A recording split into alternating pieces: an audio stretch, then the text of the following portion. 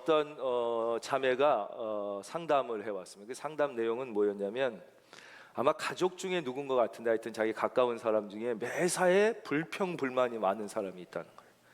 그러니까 이분이 너무 매사에 불평불만을 하는데 자기가 그리스도인으로서 그 불평불만을 들어주고 해결해주고 이렇게 얘기해 주려니까 자기 삶조차도 같이 피폐해지고 너무 지친다는 거예요. 그런데 또 그렇지 않자니 이게 그리스도인이 사랑으로 대하고 선한 사마리아인처럼 하라고 그러는데 참 마음에 갈등이 있다는 것이 어떻게 하면 좋겠냐, 이런 아주 진짜 실질적이죠. 저도 그런 고민을 많이 한 적이 있었습니다. 여러분, 우리는 먼저 매사에 불평이 많은 사람의 심리를 한번 생각해 봐야 됩니다. 매사에 불평 불만이 많은 사람의 심리는 무엇이냐 하면 나를 알아달라는 거죠. 나를 알아달라는 그 마음, 사실은 깊은 열등감에서 나오는 것이죠.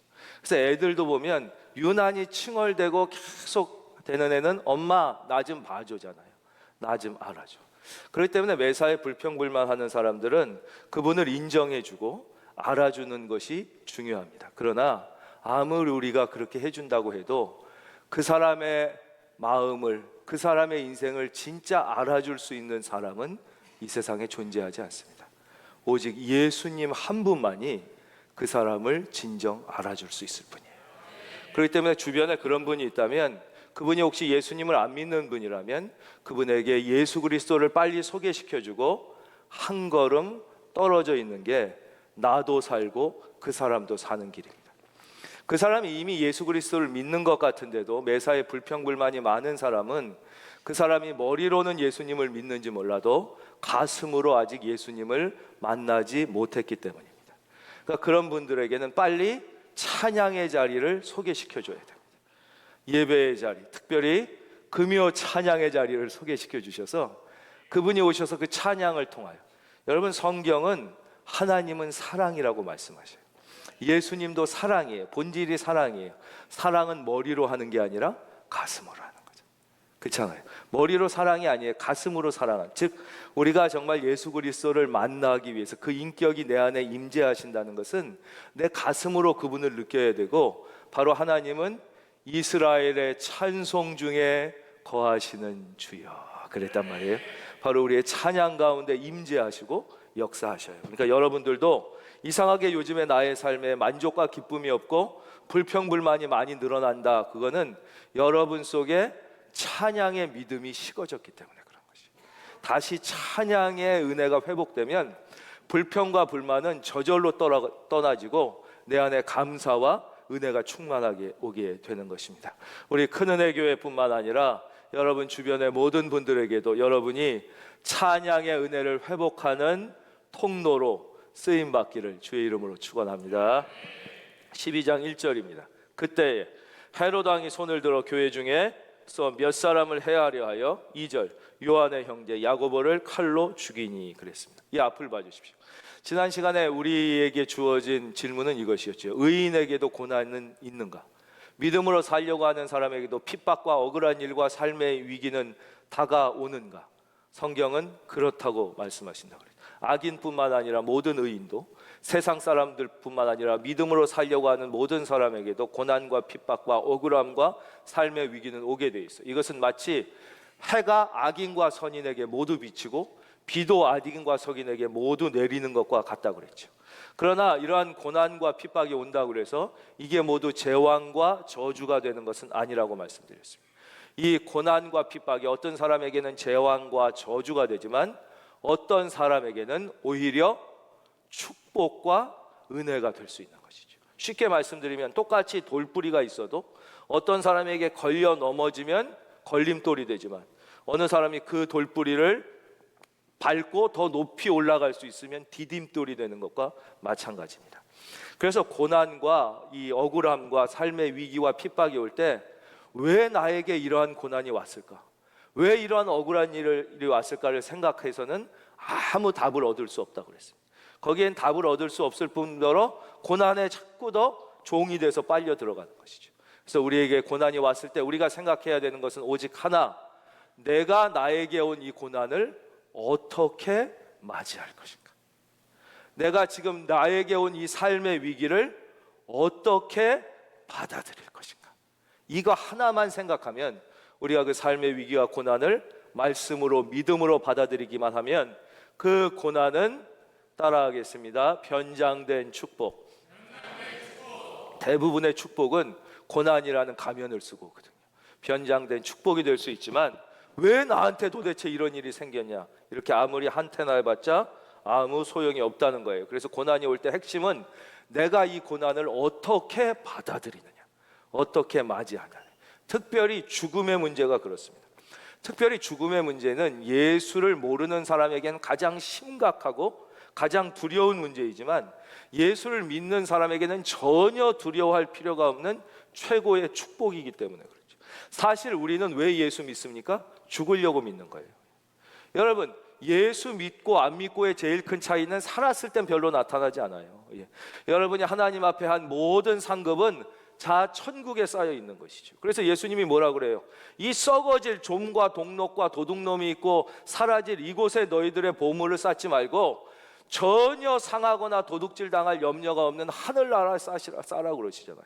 그러니까 이 땅에서 우리가 받는 축복은 그 하늘나라에서 우리가 받을 축복의 그림자에 불과한 것이지 1억 만분의 1도 안 되는 것이에요. 다 우리는 죽어요. 한 번 죽는 것은 정하신 것이요, 죽은 후에는 반드시 심판이 있단 말이에요. 거기서 상급받고 면류관 받기 위한 거기 때문에 안 죽으면 예수 믿는 소용이 뭐가 있겠냔 말이에요. 근데 왜 우리가 지금 안 죽고 살아있습니까? 성경에서 이사야도 빨리 죽고 싶다 그러잖아요. 그래서 사도 바울도 빨리 죽고 싶다 그러지요. 그런데 죽지 않는 이유는 아직 이 땅에 내가 감당할 하나님의 일이 남겨져 있기 때문인 것이죠. 즉 그 소명을 감당해야 되기 때문에 살아있는 것이지 소명이 없이 사는 것은 아무 의미가 없어요. 그러니까 여러분, 죽음을 두려워할 필요가 없는 게 예수 믿는 사람은 누구나 다 죽게 되어 있는데 우리는 죽고 싶어도 내 소명이 남아있는 한 죽을 수가 없어요. 죽으려고 해도 죽음이 다 피해가고요, 자살하려고 해도 죽음이 다 피해갑니다. 그러나 죽을 때가 되면 아무리 피하려고 해도 도망갈 길이 없어요. 어떤 재벌도 못 도망가요. 어떤 권력자, 독재자도 못 도망가요. 어떤 최고의 학자도 죽음을 피해갈 수는 없는 것이에요. 우리가 부르는 좋아하는 찬양 중에 내 안의 한계를 넘어, 그 찬양 보면 가사가 뭐예요? 그렇죠? 나의 인생의 처음과 끝을 주관하신다 그랬어요. 여러분, 이 세상에 올 때 오고 싶어 온 분이 있어요? 혹은 내가 몇 날 며칠 언제 오겠다 선택해서 온 분이 있어요? 아무도 없어요. 그냥 하나님의 뜻대로 보내졌듯이 우리가 하나님 앞에 가는 것도 똑같습니다. 내가 피한다고 피해지면 죽음이 아니에요. 내가 가고 싶다고 갈 수 있는 것도 아니에요. 하나님의 때에 하나님이 부르시면 가는 거예요.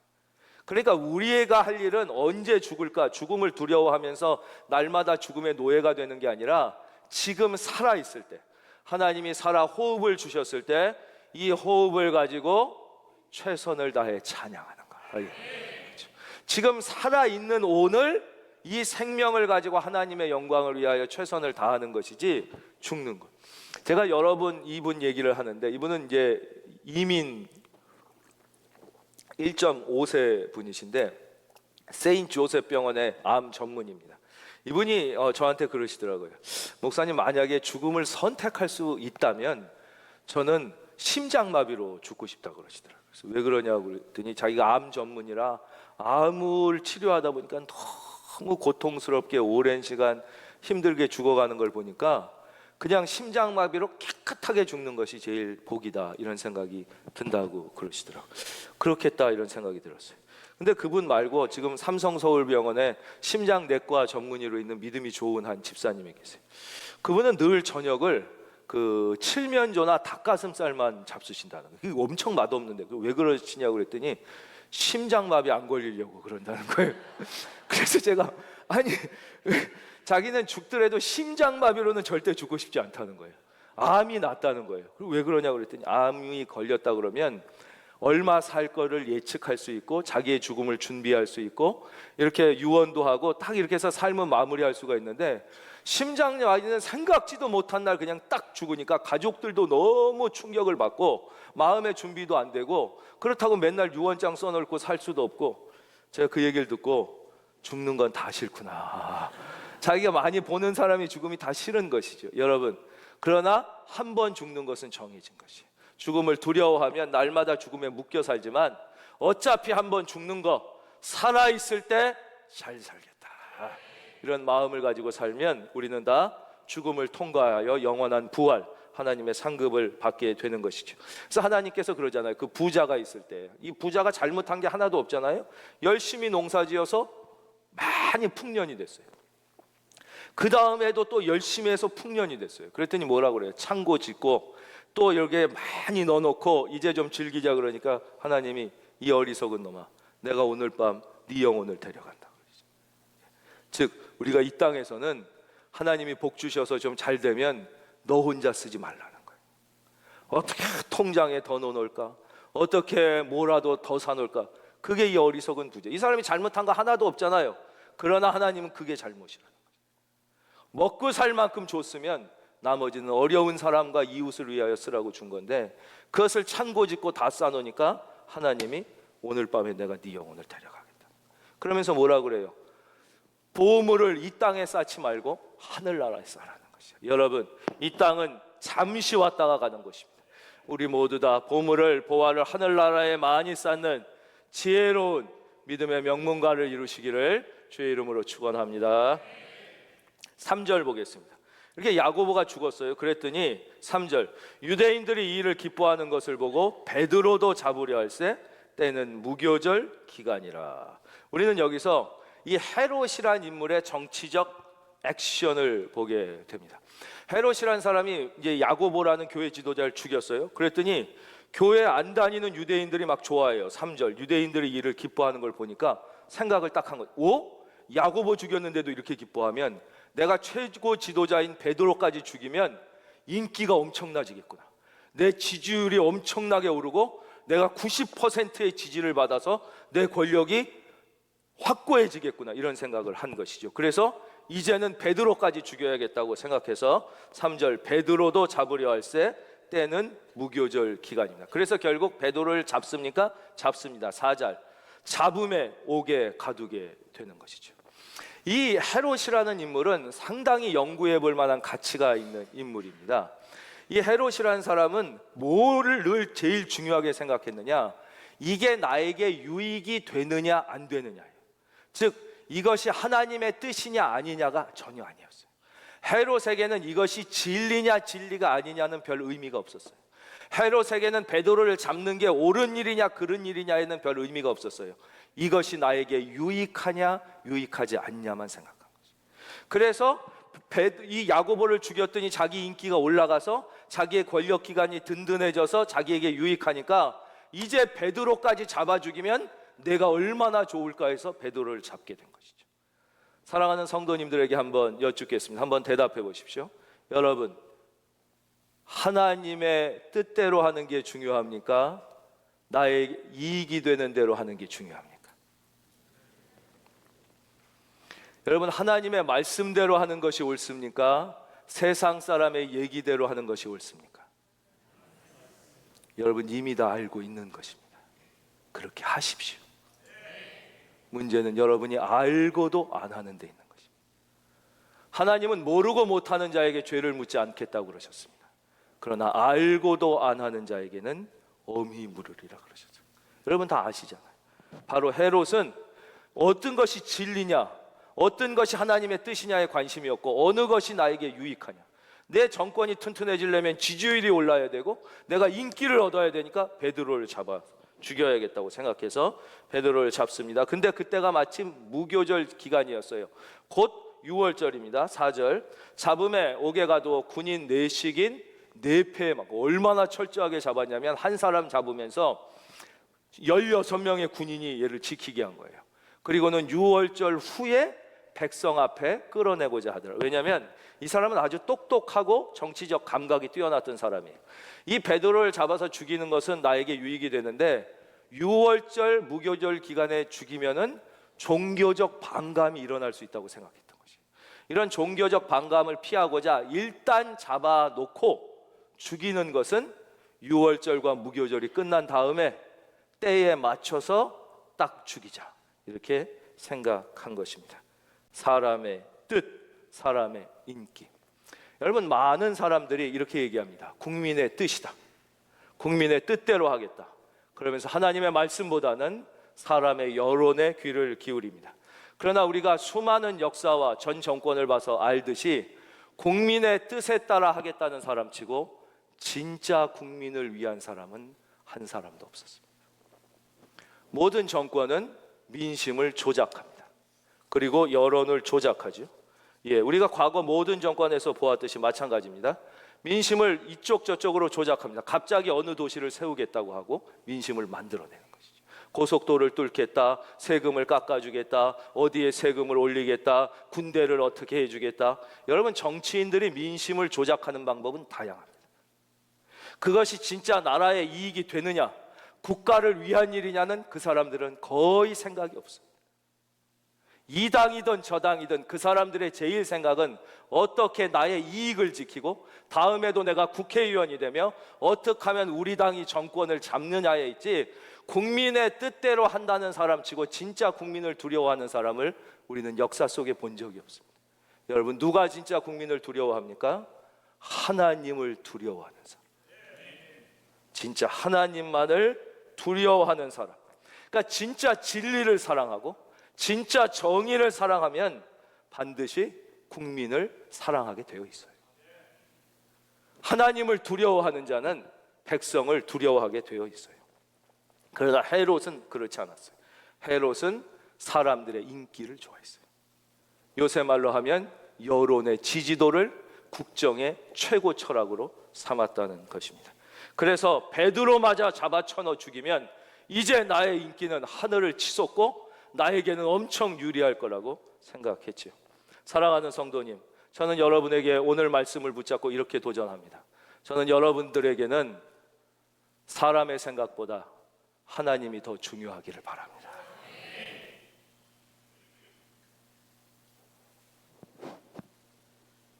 저는 여러분에게는 사람의 생각보다 하나님의 뜻이 더 중요하기를 바랍니다.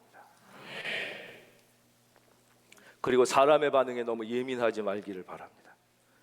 사람의 반응은 때로 우리를 파멸시키는 함정일 때가 많기 때문입니다.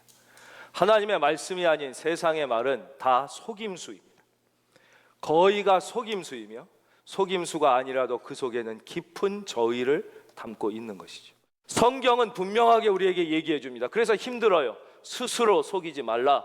하나님은 만홀히 여김을 받지 아니하시나니 사람이 무엇으로 심든지 그대로 거두리라.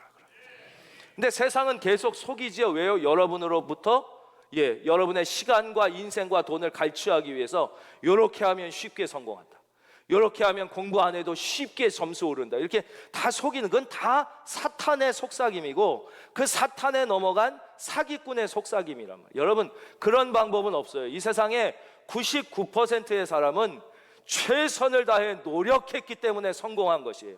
그런데 대부분의 안 되는 사람은 교회를 다니든 안 다니든 성공한 저 사람은 재수가 좋아서 성공한 것이다, 사기를 쳐서 성공한 것이다, 운이 좋아서 성공한 것이다. 내가 성공하지 못한 것은 내가 노력이 부족해서가 아니라 재수가 없어서다, 부모를 잘못 만나서다. 이렇게 된 사탄의 속임수에다 넘어가 있는 거예요. 그래서 하나님이 그러잖아요. 스스로 속이지 말라.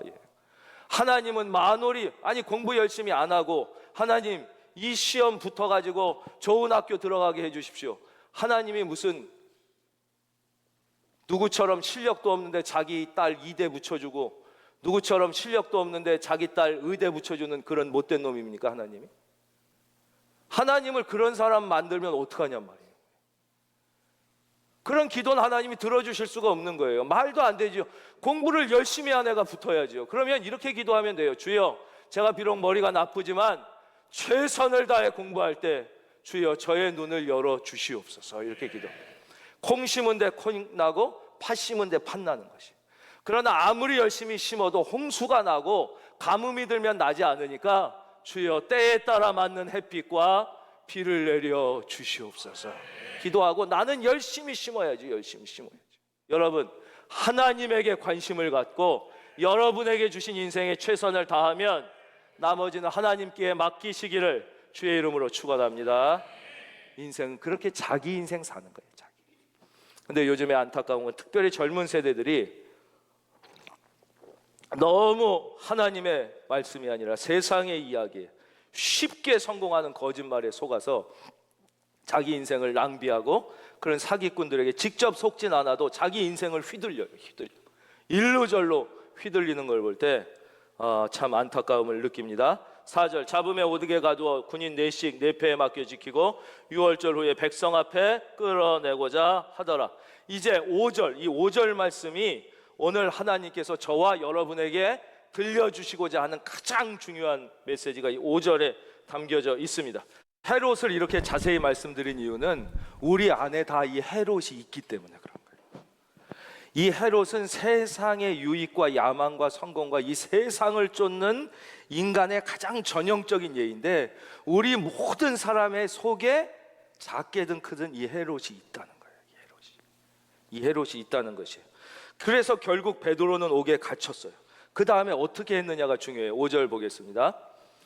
베드로는 옥에 갇혔고, 여기까지는 제가 읽고 교회는부터는 모든 성도님들이 읽어주시겠습니다.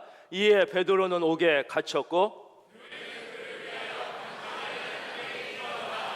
바로 이것입니다. 교회는 무엇을 했냐? 이 베드로를 위하여 간절히 합심하여 중보 기도를 했다는 것이죠. 초대교회는 열정이 있고 에너지가 있는 교회였습니다. 뭐 우리 교회 비슷했다고 말씀드리고 싶지만 우리보다 더 열정과 에너지가 있었겠죠. 그러나 아직 생긴 지 얼마 되지 않았기 때문에 이 엄청난 열정과 에너지를 옳은 방향으로 목표를 제시해 줄 수 있는 지도자가 없다면 이 열정과 에너지가 어디로 갈지 몰라서 막 흩어질 수밖에 없는 아직 초보적인 교회였단 말이에요. 근데 이 교회가 최고의 지도자를 바로 잃게 생겼어요. 그때 한 게 무엇이냐? 그들이 간절히 하나님 앞에 초대교회 처음에 마가의 다락방에서 120명이 모여서 간절히 기도해 성령을 받은 것처럼 간절히 기도했다는 것이죠. 자, 여러분께 묻겠습니다. 갑자기 어느 날 여러분 남편이 체포됐으면 여러분은 어떻게 하겠습니까?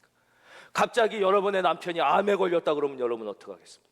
갑자기 여러분의 사업이 부도가 났거나 오늘 해고당했다고 그런다면 여러분 어떻게 하겠습니까?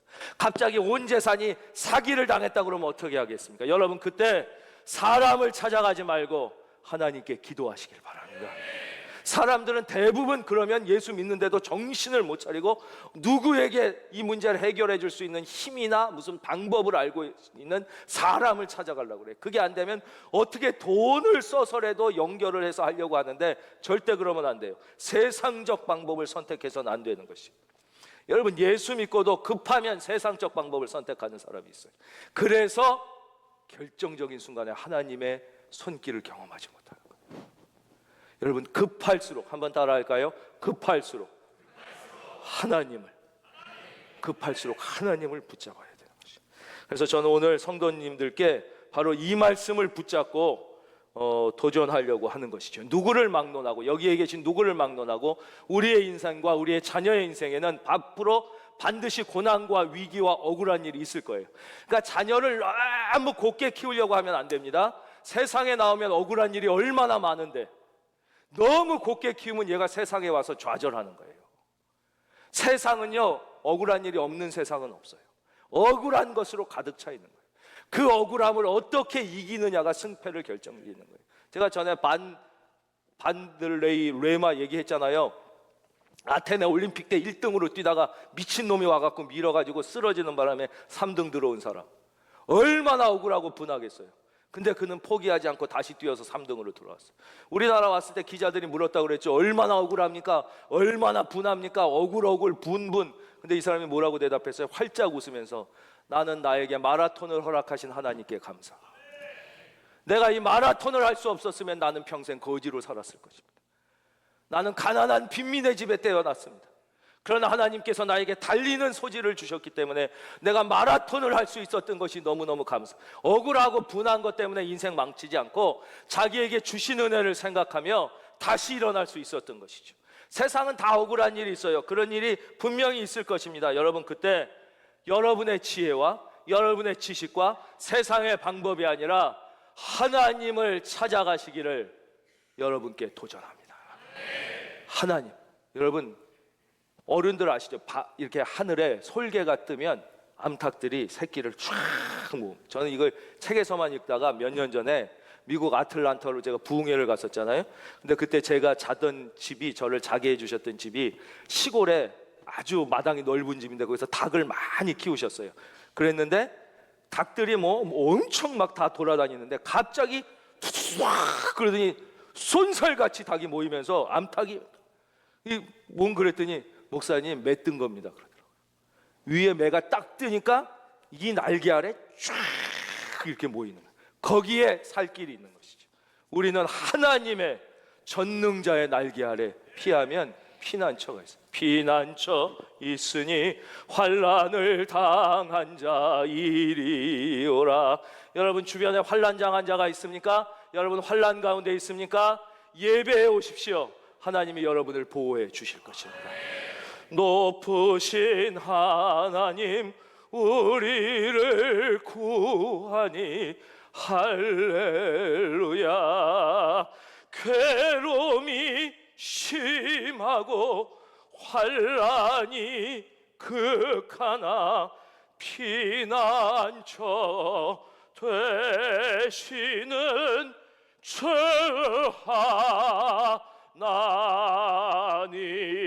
하나님.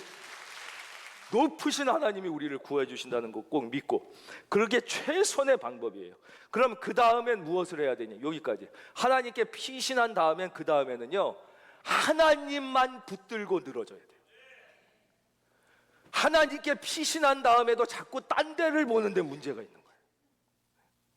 생각해 보십시오. 어느 목사님이 그 교회 부임했어. 그럼 그 교회만 붙잡고 늘어져야지. 딴 데 자꾸 봐. 딴 데. 저기 볼까? 여기 이거는 없을까? 저 교회는 어떨까? 어디에 집가 모를까? 주식은 뭘 할까? 예수를 믿고 하나님께 피했으면 하나님만 붙잡고 늘어져야 되는데 그걸 기도라고 그러는 거예요. 기도. 하나님만 붙잡고 늘어지는 거예요. 근데 하나님 믿고도 다 자꾸 세상을 보니까, 여러분 기적은 언제 일어납니까? 여러분이 하나님과만 붙잡고 늘어질 때 기적이 일어나는 것입니다. 하나님만 붙잡고 늘어져서 전심을 다하여 기도하면 성령이 임하고 불이 임하고 여러분의 영이 살아나고 마귀는 떠나가고 병은 치유되고 기적은 일어나는 것이에요.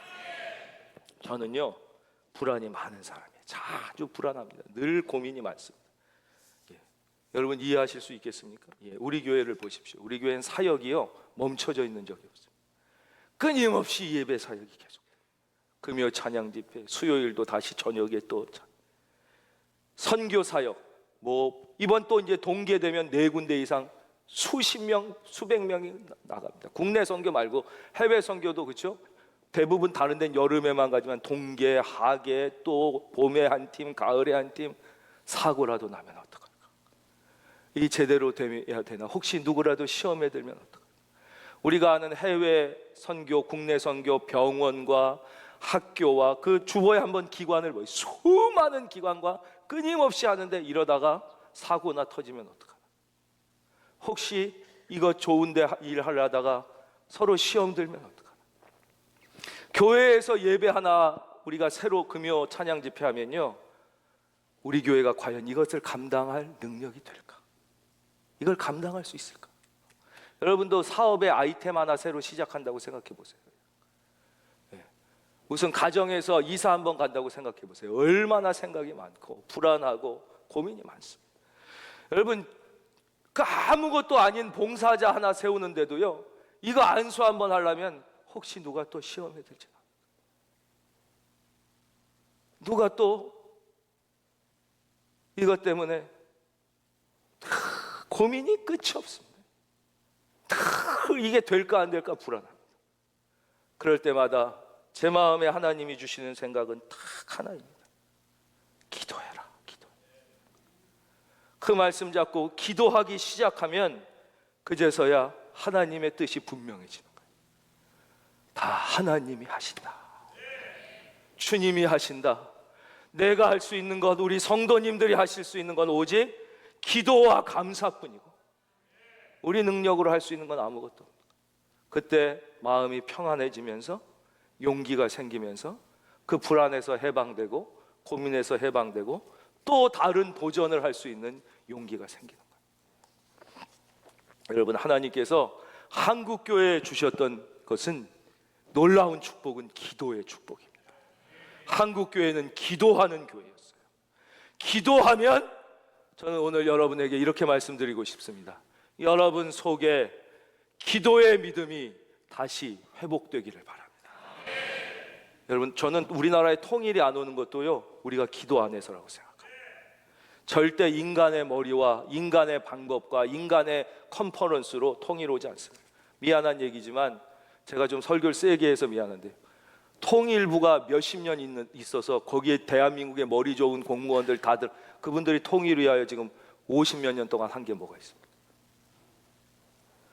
그분들, 그 고위 공무원 장관부터 말단까지 그 사람들이 다 받아 그것만 갖고 북한 사람들 줬어도 굶는 사람 다 살았겠네. 안 그렇습니까? 여러분, 사람의 머리로 통일 왔으면 이미 통일 왔습니다. 사람의 머리로 평화 왔으면 이미 세계의 평화 왔습니다. 지나치게 사람을 믿지 마십시오. 지나치게 내 머리와 내 경험을 믿지 마십시오. 기도만이 살 길이고 하나님의 말씀만이 살 길이라는 것을 다시 한번 붙잡고 여러분 속에 잠자는 영혼을 깨워 기도의 축복을 경험하시기를 주님의 이름으로 축원합니다.